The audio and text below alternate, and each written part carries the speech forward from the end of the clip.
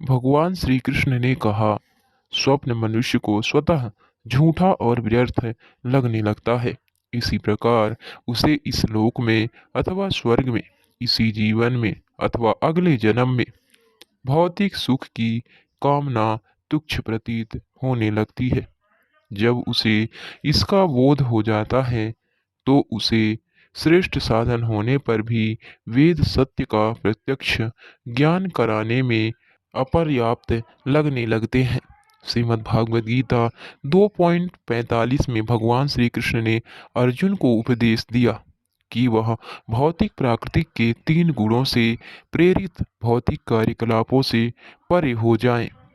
वैदिक अध्ययन का उद्देश्य भौतिक प्रकृति के 3 गुणों के विषयों कार्यों का लंघन कर जाना है। निसंदेह इस भौतिक संसार में सत्व गुण को सर्वश्रेष्ठ माना जाता है और सत्व गुण पद प्राप्त होने पर मनुष्य स्वर्ग को जा सकता है, किंतु यह कोई सिद्ध नहीं है।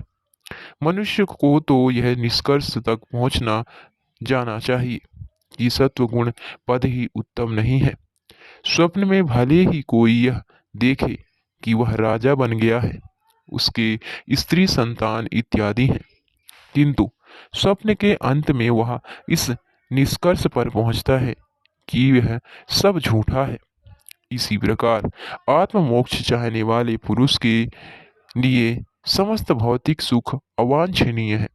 जब तक मनुष्य इस निष्कर्ष तक नहीं पहुंच जाता कि किसी भी प्रकार के भौतिक सुख से उसे कुछ सरोकार नहीं, तब तक उसे तत्व ज्ञान अर्थात परम सत्य का ज्ञान नहीं हो सकता। सभी कर्मी ज्ञानी तथा योगी एक न एक भौतिक उन्नति चाहते हैं। कर्मी थोड़ी शारीरिक सुविधा के लिए दिन रात कार्य करते रहते हैं, जबकि ज्ञानी जन यही चिंतन करते रहते हैं कि कर्म के बंधन से वे किस प्रकार छूटे और ब्रह्मा तेज में मिल जाएं। योगी जन भौतिक सिद्ध और जादुई शक्ति प्राप्त करने के पीछे पड़े रहते हैं। ये सभी लोग भौतिक दृष्टि से पूर्ण बनने का प्रयत्न करते हैं, किंतु भक्त अत्यंत सरलता पूर्वक भक्ति के निर्गुण पद को प्राप्त होता है। फलतः भक्त के लिए कर्म, ज्ञान तथा योग के फल तुच्छ हैं। इसीलिए केवल भक्त ही तत्व ज्ञान के स्तर को प्राप्त होता है, अन्य कोई नहीं।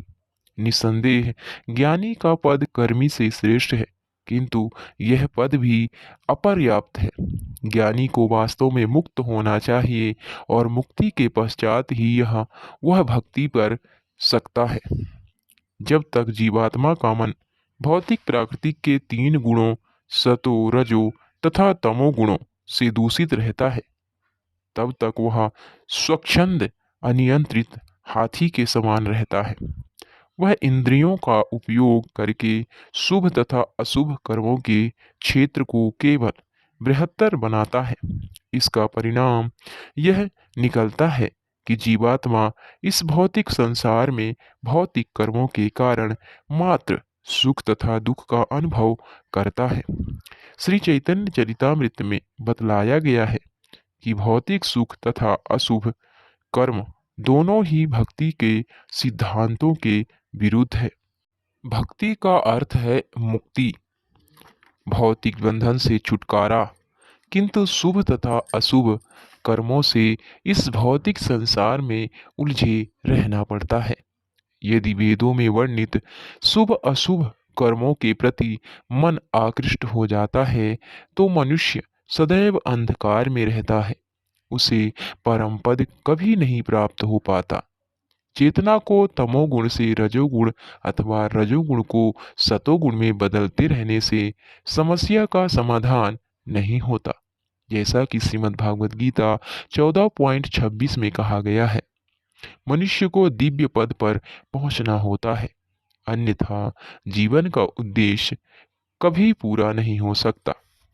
शुभ तथा अशुभ कर्मों की आकांक्षाओं में लीन रहने के कारण मन स्वतः काम तथा क्रोध के विकारों से ग्रस्त होता रहता है। इस प्रकार वह भौतिक इंद्रिय सुख के प्रति आकृष्ट होता है। कहने का तात्पर्य यह है कि मन सत्वगुण, रजोगुण तथा तमोगुण से संचालित होता है। 11 इंद्रियों तथा 5 तत्वों, इन सब 16 कलाओं में से मन प्रधान है। अतः मन के ही कारण विभिन्न देवताओं, मनुष्यों, पशुओं तथा पक्षियों के शरीरों में जन्म लेना पड़ता है। उच्च या निम्न पद पर स्थित होने के अनुसार ही उन मन उच्च या निम्न भौतिक देह अंगीकार करता है। 84 लाख योनियों में देहांतरण का कारण विशेष भौतिक गुणों से मन का दूषित होना है। मन के ही कारण आत्मा को सुख तथा अशुभ कर्म करने पड़ते हैं। इस भौतिक अस्तित्व में बने रहना भौतिक प्रकृति की तरंगों के समान है।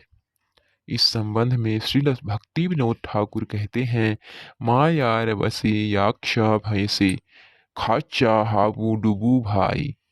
मेरे भाई, आत्मा माया के अधीन है और तुम उसकी तरंगों में बह रहे हो। श्रीमद् भागवत गीता 3.26 में भी इसकी पुष्टि हुई है। प्रकृते क्रियमाणानि गुणैः कर्माणि सर्वशः अहंकार विमूढ़ात्मा कर्ताहमिति मन्यते।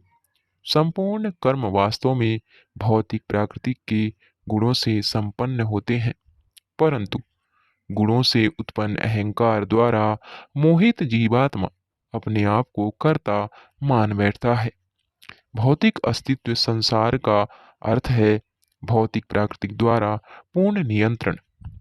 प्रकृति के आदेशों को अंगीकार करने वाला केंद्र मन ही है। इस प्रकार जीवात्मा कल्प कल्पांतर तक विभिन्न देह धारण करता रहता है।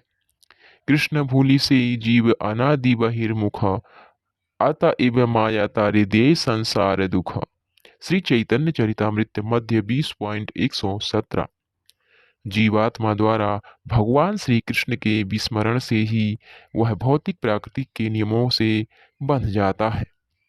भौतिकवादी मन जीव के आत्मा को आच्छादित करके उसे विभिन्न योनियों में ले जाता है। इसे निरंतर चालू रहने वाला भौतिक अस्तित्व कहते हैं। मन के ही कारण जीवात्मा को भौतिक दुख तथा सुख का बोध होता है। इस प्रकार से मोहग्रस्त मन शुभ तथा अशुभ विषयों का उनके कर्म को उत्पन्न करता है।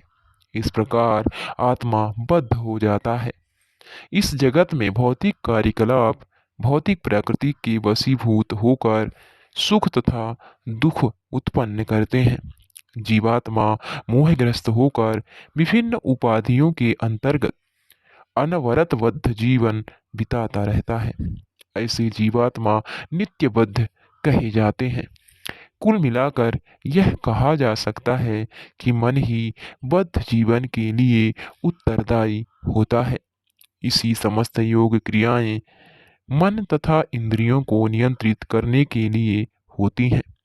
यदि मन वश में हो जाता है तो इंद्रियां स्वयमेव नियंत्रित रहती हैं और इस प्रकार आत्मा शुभ तथा अशुभ कर्मों के फल से बच जाता है।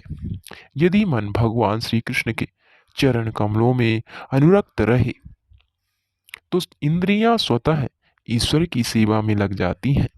जब मन तथा इंद्रियां भक्ति में लग जाती हैं तो जीवात्मा सहज ही श्री कृष्ण भक्त बन जाता है। जब कोई मनुष्य निरंतर भगवान श्री कृष्ण का ध्यान धरता है तो वह पूर्ण योगी बन जाता है, जिसकी पुष्टि श्रीमद् भागवत गीता में की गई है। योगिनाम अपि सर्वेषां मदगतेनान्तरात्मात्माना। यह अंतरात्मा ही मन है जो भौतिक प्राकृतिक के द्वारा बंधा हुआ है। जैसा कि यहाँ कहा गया है, मन सर्वाधिक शक्तिमान होने के कारण जीवात्मा को ढका ओढ़ा करके उसे भवसागर की तरंगों में ले पटकता है। मन जीवात्मा को इस भौतिक जगत में विभिन्न योनियों में घुमाता रहता है, जिससे जीवात्मा को मनुष्यों, देवताओं, स्थूल कृष, मनुष्यों इत्यादि विविध रूपों का लौकिक अनुभव होता है। विद्वानों का कथन है कि देह का रूपायन, बंधन तथा मुक्ति का कारण मन ही है। जिस प्रकार मन बंधन का कारण बनता है, उसी प्रकार मुक्ति का भी कारण यही बन सकता है। मन को यहाँ पर अवर कहा गया है। पर का अर्थ दिव्य है तथा अवर का अर्थ है भौतिक है। जब मन ईश्वर की सेवा में अनुरक्त रहता है तो इसे अवर या भौतिक कहते हैं। इस समय बद्ध अवस्था में हमारा मन पूर्णतया इंद्रिय तृप्ति में लगा हुआ है, किंतु भक्ति में सेवा की प्रक्रिया के द्वारा उसे शुद्ध करके मूल श्री कृष्ण भावनामृत में लाया जा सकता है। हमने प्रायः अम्बरीश महाराज का दृष्टांत दिया है। सा वै मनः कृष्णा पदारविंदयो वचांसी वैकुंठ गुणानुवर्णने। श्री कृष्ण भावनामृत में मन पर नियंत्रण रखना आवश्यक है। जीव का जीभ का उपयोग भगवान श्री कृष्ण के संदेश को प्रसारित करने और ईश्वर का गुणगान करने अथवा भगवान श्री कृष्ण का प्रसाद ग्रहण करने में किया जा सकता है। सेवोन्मुखे ही जीवादयो। जब मनुष्य जीभ का उपयोग ईश्वर की सेवा में करता है तो अन्य इंद्रियां शुद्ध हो जाती हैं, जैसा कि नारद पंचरात्र में कहा गया है। जब मन तथा इंद्रियां शुद्ध हो जाते हैं तब मनुष्य का संपूर्ण अस्तित्व शुद्ध हो जाता है तथा उसकी समस्त उपाधियां शुद्ध हो जाती हैं। जब मनुष्य अपने आप को मनुष्य, देवता, कुत्ता, बिल्ली, हिंदू, मुसलमान इत्यादि कुछ भी नहीं मानता, जब मन तथा इंद्रियां शुद्ध हो जाते हैं और भगवान श्री कृष्ण की सेवा में पूर्णतया अर्पित हो जाते हैं, तब मुक्ति मिल सकती है और मनुष्य श्री भगवान के धाम को वापस जा सकता है।